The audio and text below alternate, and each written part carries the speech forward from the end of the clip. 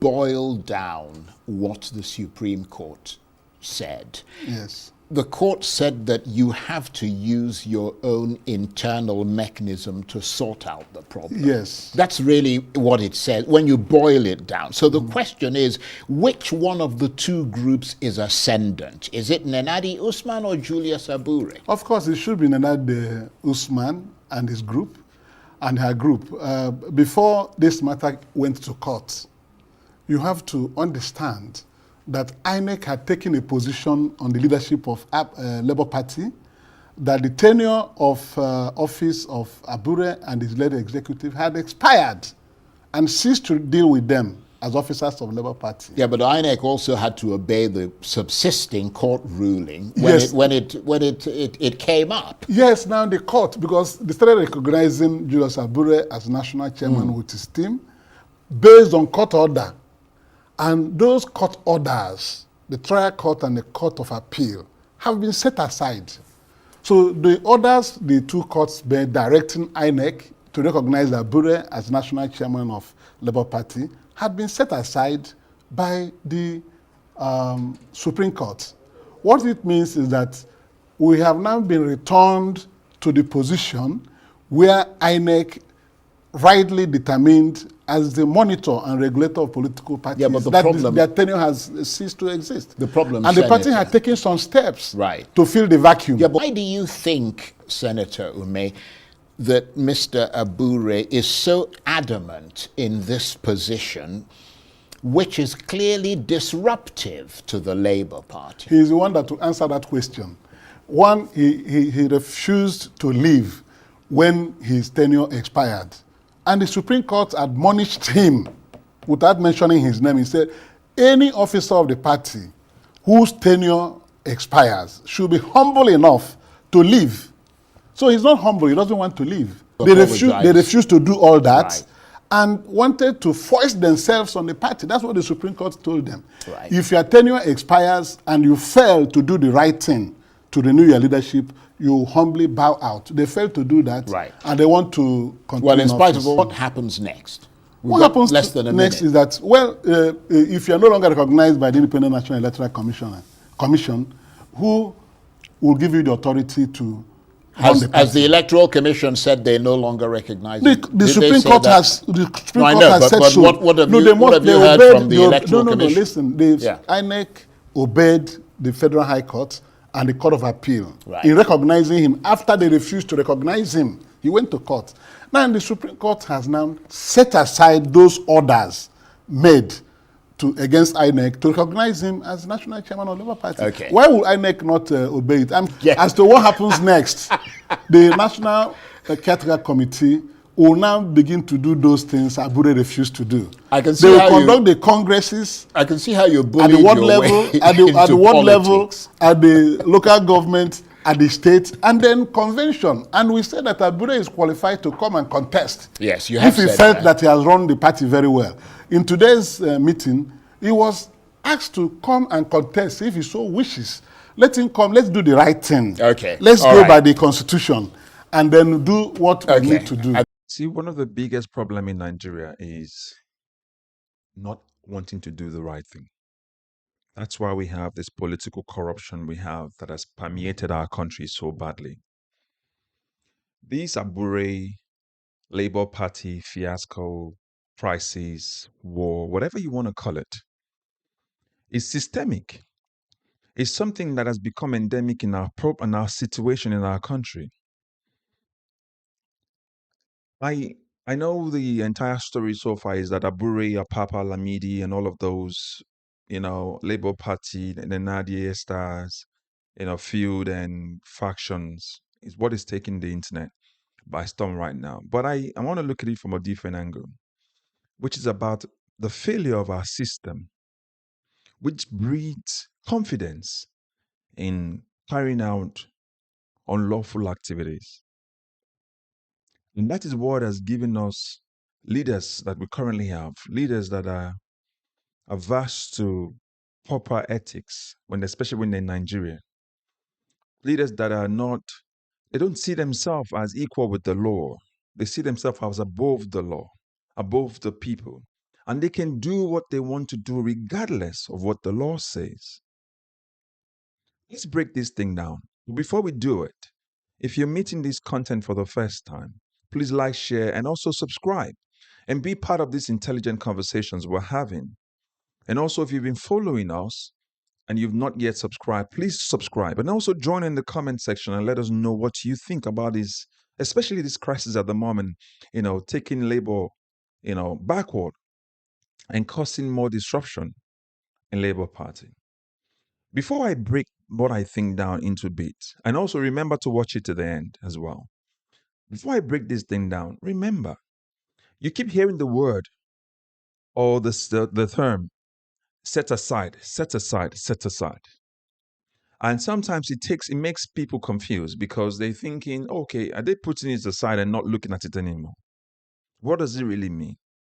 In a simple layman term, what they said is that the Supreme Court cancelled or invalidated the judgment by the lower courts, which means that the judgment from the lower court says that Abure is the substantive chairman, or is the existing chairman. Supreme Court then says, well, regardless of whatever you think about the Nigerian judicial system right now, that's what we currently have. The Supreme Court now says that judgment by the lower courts, the appeals court, or the trial judges, whatever they ruled, I have annulled it. I have invalidated it. This is what is now standing. Bure is not more the chairman of Labour Party. Go back to your system and use your laws or your constitution to breed or get new chairman. And the ESCOs of the system now says put a system in place before you even went to court to challenge that system, so that you can be the chairman. We're going to revert back to that same order we had before. It's simple. And Abure says no, he's still the chairman. And to now make the crisis even worse, just yesterday, Lamidi Apapa, that old man, came out and said he's the chairman, considering the fact that he's the oldest deputy. Now, what my question would then be, if the Supreme Court invalidates the existing rule by the lower court, where they said that arrangement does not exist anymore, you've passed your term, does not also invalidate the fact that Lamidi Apapa, who was at the time deputy, also invalidated that meme as well, because there was no election. But Lamidi Apapa claims to be the ex-chairman right now because he's the oldest deputy based on their constitution. I don't know what Labour constitution is. But my point here is the fact that the Nigerian system breeds contempt to due process.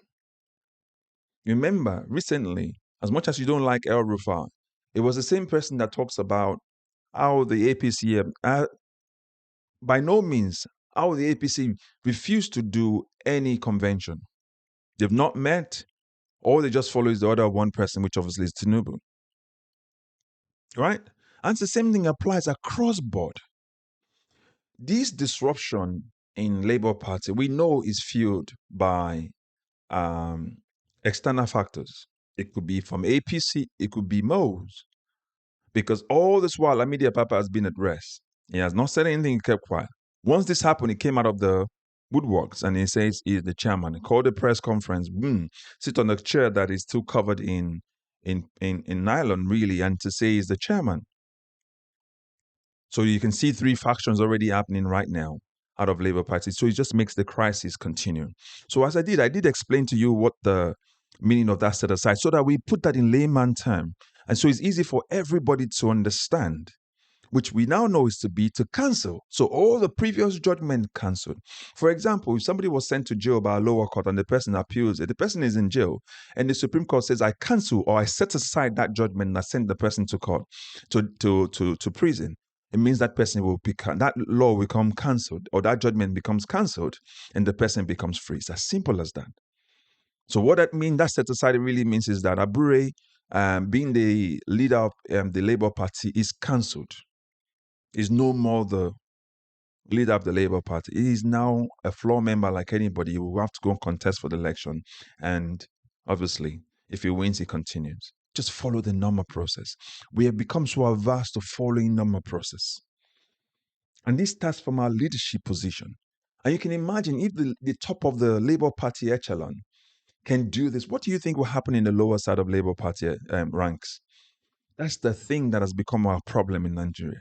The disruption of law, just simple process, but it's all because of greed, in my opinion. I think it's all greed. Just do the right thing so that everybody will follow good. When they come abroad, these people, when they go abroad, when they go to the US, UK, to France, they follow the process. But they're so averse to those processes in Nigeria because they want to be on top all the time. This is the point I'm trying to make. When I checked INEC's website or found out check online, as of today, the 10th of April, 2025, INEC has not recognized any chairman yet. It has not recognized, INEC hasn't recognized Nenadi Usman. INEC has not recognized Julius Abure or Lamidi Apapa. So the feud continues. They've given INEC the CTC, that's the certified true copy of the Supreme Court's judgment. INEC would then interpret it and say, all right, based on that judgment, you people have met, this is the name you've given to us. We will take Nenadi Usman, we will take Lamidi Apapa, or we will still recognize Julius Abure. But bear in mind, INEC is also part of the problem we have in Nigeria because the warring parties have people sponsoring them. Okay? So you pick and choose which one you think sponsors Lamidi Apapa or sponsors Julia Abure. But if we go by Kenneth Okonkwo's statement, these people are just Abure, Lamidi Apapa, they are men of their pockets who's sponsoring all of this disruption in Labour Party. Because they need that chaos to be the way it is so that they wouldn't have enough time to plan for 2027 election. And it seems Peter Obi is actually still a Labour Party. And Nigerians are looking at him and thinking, are you running? What's going on with you? What's your plan? Remember, we talked about it before. There might be moles within and spies within the Labour Party. Who are those spies? You answered that in the comment section. But I just wanted to just break this down in simple terms. So I want you to put in the comment section what you think about what I've said. What you think about what is going on with Labour Party. It's not so difficult. It's just the fact that our system is so broken that even children born yesterday, born 10, 20 years ago, cannot even understand right and wrong. That's why when they leave Nigeria and go to other countries, they're confused initially because they're not seeing a process where processes work. And that's the process that doesn't work in our country. So this crisis in labor, this war in Labour Party, you can see where it's coming from. Do you think it's sponsored? It's as simple as that. As always, if you're meeting this content for the first time, like, share, and subscribe. And if you've been following us and you've not done that too, please subscribe, share, and also recommend this content to others as well. We have intelligent conversations on this channel, and this is about me and you, figuring things out and then contributing our own take as well into how Nigeria can be better. So don't forget to recommend this to other people as well, and then turn on the notification bell as well. I'll catch you up in the next video. God bless you. Bye-bye for now.